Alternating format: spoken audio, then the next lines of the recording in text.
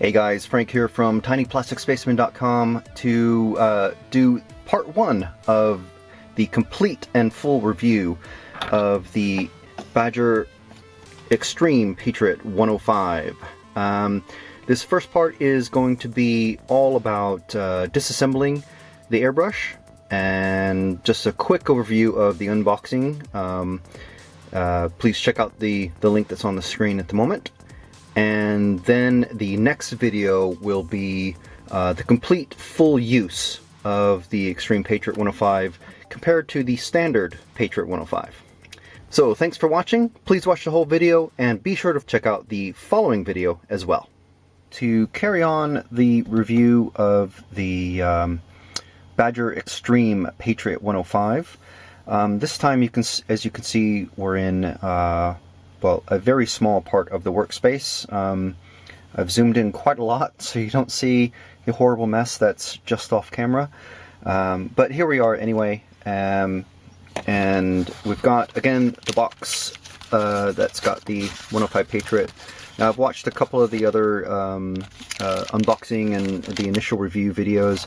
This is definitely, of course, as you can tell, as you would expect, this is not the normal retail box. You get a cool black plastic sort of clamshell box with a foam insert, and you do get the adapter, so it will fit, I suppose, what we'd call a standard, the 1/8 inch air hoses. We'll get to that in a minute, but let's just open this up. For those of you who haven't seen the other video, please check it out. One of the links will be somewhere on the screen here. But this is the I suppose the pre-production box, and there's the Xtreme Patriot 105. And I'll just do a very quick comparison again. There's the original Patriot 105, and then there's the Xtreme.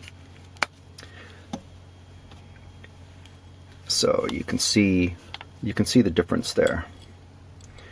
In the tips, the paint cups are the same, the body is the same, the trigger is, obviously you got the high roller trigger, there's a standard trigger, it comes with a finer needle. This has a quick release adapter, oh, and the pack valve, or precision air control. So what we're going to do is basically just take it apart, lube it up, and get right to using it. So let's just get straight to using it. So just setting some of these aside and stuff that's in the way, trying to get it out of the way. Let's see here. So let me get my lubricant. I use the Badger Reg Dab needle juice. The Awada, I think it's called the Super Lubricant or something like that, or Super Juice Needle something, I don't know. But basically, make sure you have a bottle of this if you're doing any sort of airbrushing at all. And it's just super handy. So I'm trying to do this without getting too caught up looking at the screen.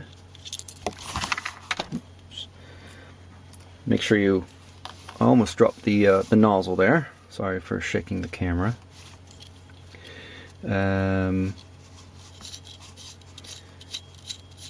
Basically, when you get a new airbrush, generally you're going to have to do this. Just have a look around, lube everything up, make sure everything is okay. Now, this is the first time I'm taking it apart, so if I do notice anything, I will point it out.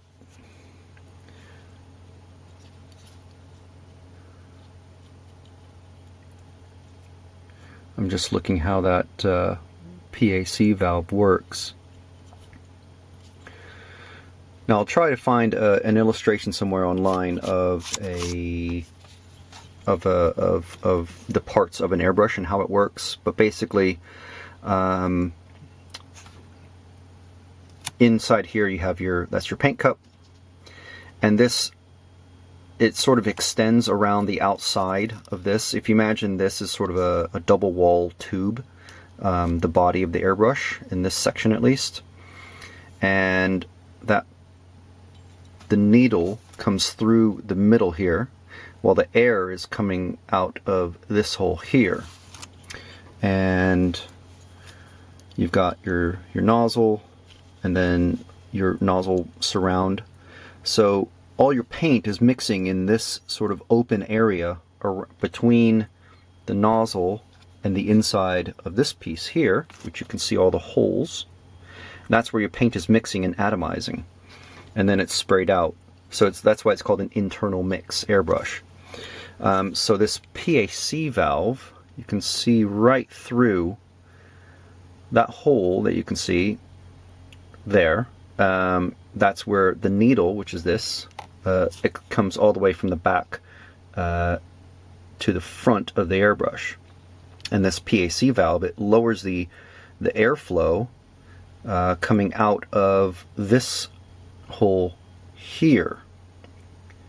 Okay, so hopefully that makes sense. So yeah, that's what the PAC valve does. So what I'm going to do is just give this a good clean. And what I've got here is my normal, this is my sort of my cleaning tub. I've got a piece of plastic mesh grating in there that's shoe glued in place at an angle, so I can just whack brushes against it, my normal paint brushes.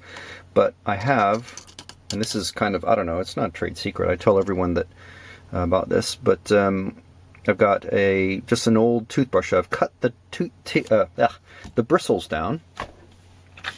So there's a normal toothbrush of the same exact design, amazingly. And so basically this makes it like a nice hard bristle, basically. And this is what I knock dry tip off of, or tip dry. But right now I'm just going to use it to clean the threads. There's, I guess the brass, or yeah, the brass gets some sort of corrosion on there or something. Don't know why. And I'm just basically just cleaning that off, because it is bare when it comes from the factory. So I suppose after the machining process, it just gets some stuff on it. It's not terrible, but ideally,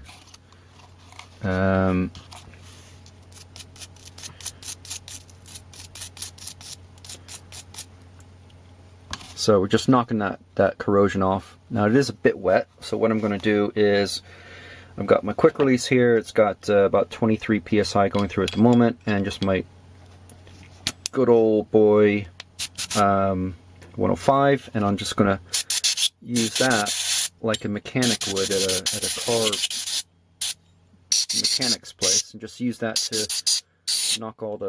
blow the water off. You might see car wash guys doing this kind of thing as well. So apologies for the noise. But basically just getting all the water away. And we've got all the pieces of the airbrush here. Now, I'll cover this at some other stage. But this is as far the maximum that you ever need to break down your airbrush. You don't need to take the air valve out and all that stuff. If you ever do have to replace your air valve, you can buy parts for it, which is a nice thing about getting a brand name like Badger. But you never need to take apart the air valve. If you have a problem with the air valve, then there's something deeper going on anyway. Maybe you took apart your airbrush. So let's start putting this together. And first thing we're going to do, let's see here.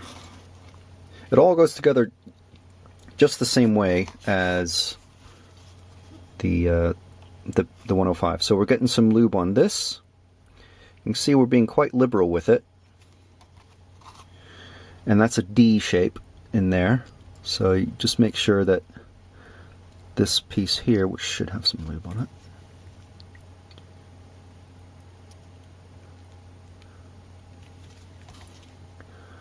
make sure that has plenty of lube on it. So you can see, hopefully you can see that I'm looking at the actual piece. So this is your trigger sort of tightness valve. I like to have mine a bit loose. I'm just seeing what, not strictly necessary to put lube on this piece, but it is good practice. You know, it is metal to metal contact after all. So we're just screwing that on. I like to have my, if you like a tight trigger, like, you know, like a bit more effort to pull it back, screw it all the way down. If you like it a bit looser, say for detail work, have it, you know, screw it part way out.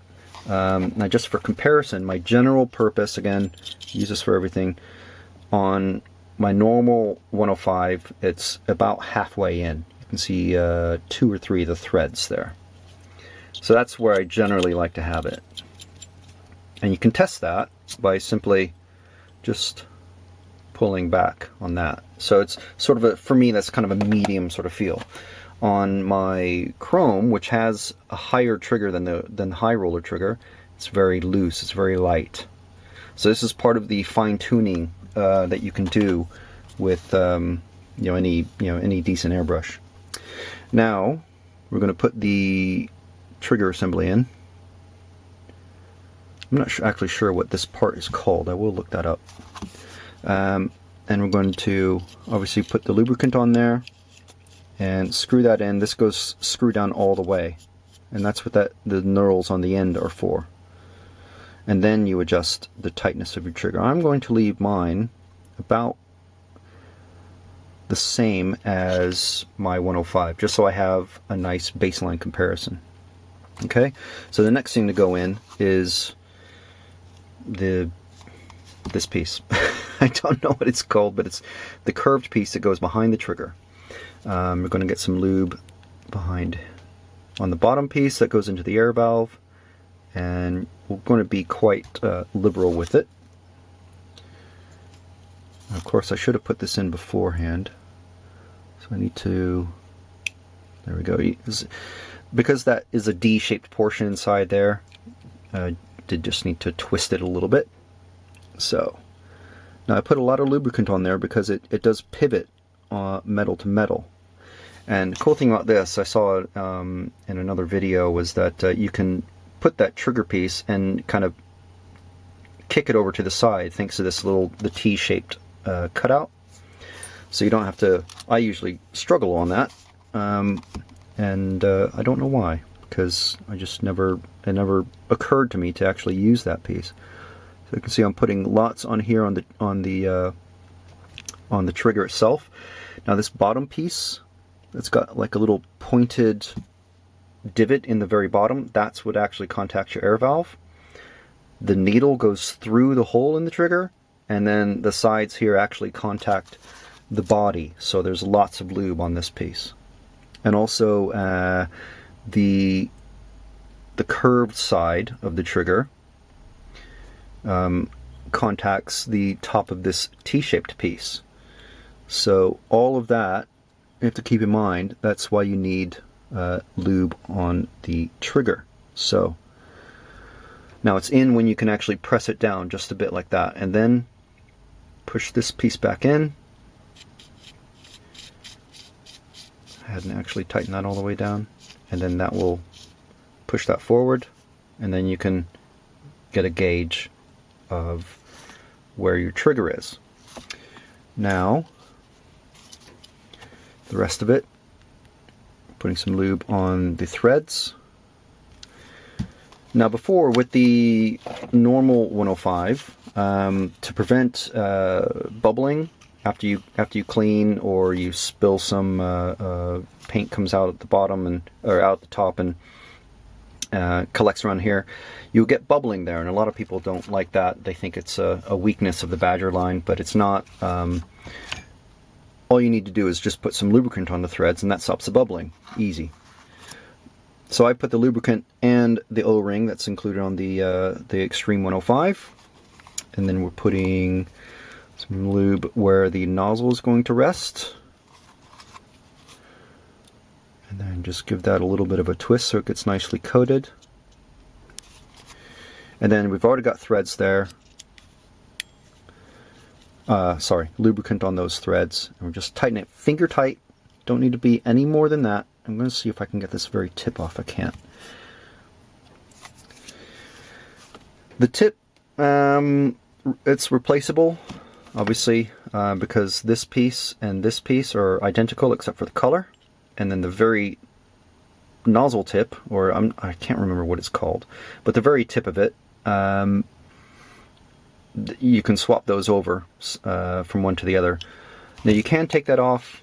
I would take that off with a pair of fine needle nose pliers, just very, very carefully, because you don't want to scratch the finish. Obviously, wrap a rag around your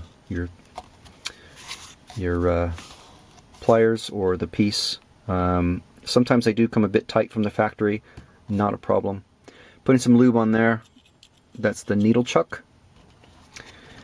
And then the final piece that we're adding, let me just put this in the rest so it's out of the way. Wow. The final thing to go in, apart from the very back, which is kind of hidden away, is the needle. Now I don't need to clean the needle. Just make sure it's got not got any debris on it or anything from rolling around. And then we're just going to get plenty of oil all up and down that. And then the key thing to remember is that when you're storing this away, don't let it, like in a toolbox or something like that, try and keep it standing up, because the tip will leak and you'll get oil all over everything. That's why the outside of it looks like it's had oil on it. It's because it has. Alright, so now we're putting this back in. We're testing to make sure that the fit of the trigger is still good. And we're holding that in place. And then we're just going to gently slide this in. You'll be able to see it go through the paint cup and come out the front. I don't know if you saw that come out the front, but it did. And then just hold that with one of your fingers and tighten the needle chuck down. And then give it another test, make sure the needle moves back and forth properly. Now if that isn't tightened down enough, when you press for air, you're going to be getting paint. So yeah, make sure you don't do that. Okay, and then finally, just to help prevent corrosion, again, just getting some lubricant on just a little bit. I mean, this doesn't actually, there's no air that's coming around here. It's purely just to keep corrosion down. And then as that gets threaded in, it gets coated everywhere. So there we go. So now what I'm going to do is put this away. I'm going to take the quick release, I guess the male connector, off of my Renegade. I'm going to see if I can find Teflon tape or plumber's tape or PTFE tape. I cannot find any, so I'm just going to get some of the lube on here. And then just screw that on. So it'll be, well, it should be airtight enough to spray at the low pressures I'll be spraying at. And then some paper towel. Actually made a dispensing rack sort of thing for big shop towels. Right, okay, so now we're ready to go. Again, the Xtreme 105 set does come with an adapter to fit 1/8 inch air hoses. So basically it's any standard Iwata or no brand connector. So I have a quick release, and basically the end looks like that. So if your end is like fat, basically, you have a 1/8 inch. I like to use the quick releases because they're just super handy. Alright guys, so I hope you enjoyed that first look at the Xtreme Patriot 105. It's very, very interesting airbrush, and in the next video, we will be doing a complete comparison of the Xtreme Patriot 105 to the standard Patriot 105. Thanks for watching, and be sure and follow us. You can get notifications straight to your inbox if you subscribe at the link below, or click, I forget where the link is, it's somewhere around here on the screen. Check us out on Facebook at Tiny Plastic Spacemen on Facebook, and follow us on Instagram at TPS Painting Studio. Thanks for watching, and we'll catch you in the next video.